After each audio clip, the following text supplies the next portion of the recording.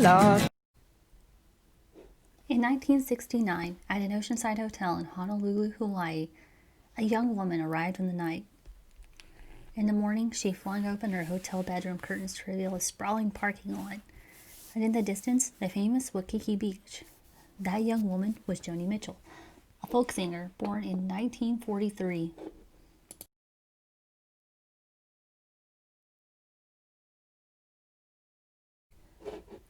In Mitchell's world, the United States was embroiled in the Vietnam War. Woodstock would happen a few months later, and only 1 year later, the first Earth Day, on April 22nd, 1970. Her generation was one famous for its turmoil, social commentary, activism, and frankly, hippies. It was a far out time to be a folk singer, and a spark of inspiration to comment on the changing environment happened in a pink hotel that will lead to Joni Mitchell's composing The Big Yellow Taxi, or more commonly known as Put Up a Parking Lot. With a pink hotel, a boutique, and a swinging hot spot. In her setup, in her first lyric, she talks about they paid paradise, put up a parking lot with a pink hotel, a boutique, and a swinging hot spot. The pink hotel that Joni Mitchell talks about was emblematic of a trend in the United States. That was suburbanization, increased leisure travel, and increased consumer spending.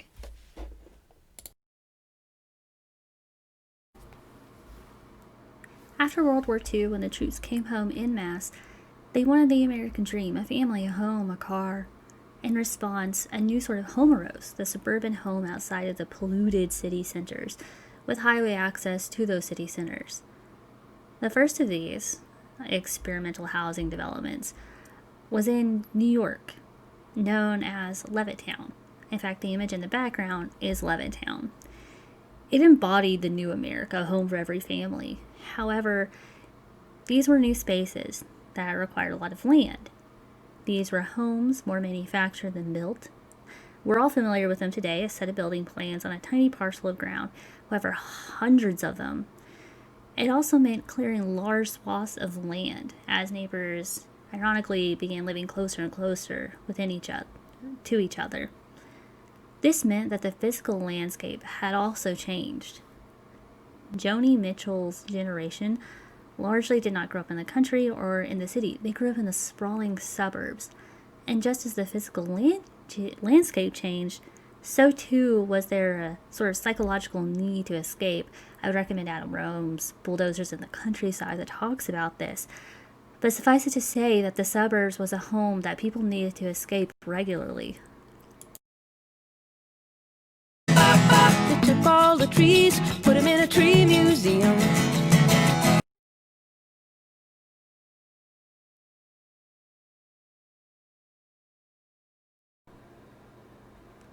It is likely, according to Dave Donnelly of the Honolulu Star Bulletin, that the tree museum Mitchell refers to in this lyric actually refers to the Foster Botanical Gardens, the oldest botanical gardens in Honolulu featuring native Hawaiian plants. Nature tourism may be an old concept. However, it's likely that this left an imprint in Mitchell because less than 50 years ago, nature would have surrounded Americans. Now, people had to visit nature in contained spaces. There was no more space for nature when the world needed to make space for cars, parking lots, highways, and buildings, and people now pay a premium to see nature itself. On a side note, today you too can go see the gardens for $5 a ticket. Don't it always seem to go that you don't know what you've got till it's gone? They paved paradise, put up a parking lot.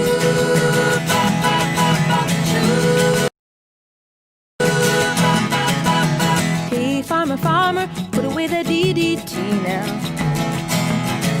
Give me spots on my apples, or leave me the birds and the bees, please. First synthesized in 1874, DDT eventually found its use not just among farmers, but everywhere in the United States. From fields to suburban neighborhoods, in fact, trucks would spray plumes of DDT filling the air. So unafraid of this pesticide, children played in these thick DDT clouds. No one really disturbed their routines to avoid it. DDT was simply not perceived as a threat. For many, DDT was the benign World War II hero at home and abroad. In fact, General MacArthur, in his Pacific Ocean campaign, wrote privately that this will be a long war. For every division I am facing the enemy, I must count a 2nd Division hospital and 3rd Division convalescing from debilitating diseases carried by insects. As early as 1935, bacteriologist Hans Zinser had written his famous work, Rats, Lice, and History, that disease had, quote, decided more campaigns than Caesar, Hannibal, Napoleon, and all the inspector generals in history. The Allied forces used DDT to control not only mosquitoes and mass spraying scales, but would actually spray it directly onto people to control the spread of diseases in war-destroyed cities and towns across Europe. DDT was seen not only as a war hero, but a domestic one too. In fact, after World War II, its use becomes the predominant method of insect control in the US.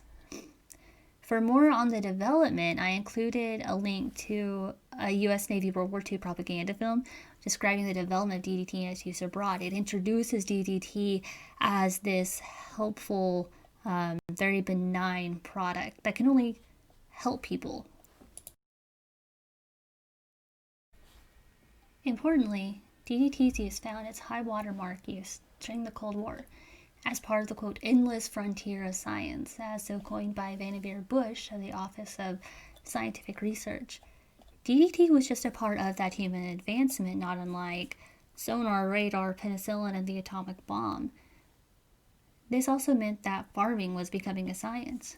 As Wendell Berry would describe it when he said farming has become a science, and that, quote, purporting to increase the sophistication of the humble art of farming actually brutally oversimplifies it. And part of that brutality was the use of pesticides. But by 1969, Mitchell's time, farming had already changed. The quaint Jeffersonian republic ideal based in the concept of every American as a subsistence farmer had long eroded. Now, in this endless frontier of science, farming had become big business and DDT its powerful ally. In 1971, President Nixon would actually appoint Earl Butz to head the USDA. His plan was to get rid of subsistence farming altogether and replace it with an efficient, centralized food system that could, in his words, feed the world, with giant sweeping monoculture farms owned by a select few. And he implemented it, which would lead to even larger swaths of land being plowed and covered in DDT. The lyric, "I don't care about spots on my apples, leave me the birds and the bees," actually echoes the 1962 book Silent Spring, a book written by biologist Rachel Carson, who synthesized and then artfully told the destructive story of DDT, causing the disappearance of birds, bees, and small animals. Carson's writing was clear and its impact huge, turning the DDT war hero into a waiting catastrophe. And it actually undermined the Cold War progress story of the endless frontier of science. The EPA did eventually ban DDT for domestic use. However, and no one alive in 2020 will find this surprising, DDT remained a contentious political subject into the 2000s, with the Competitive Enterprise Institute operating a website called Rachel Carson Was Wrong, claiming that Carson's book was actually a false alarm, and the result was millions of deaths by malaria just to save a few birds and a few bees.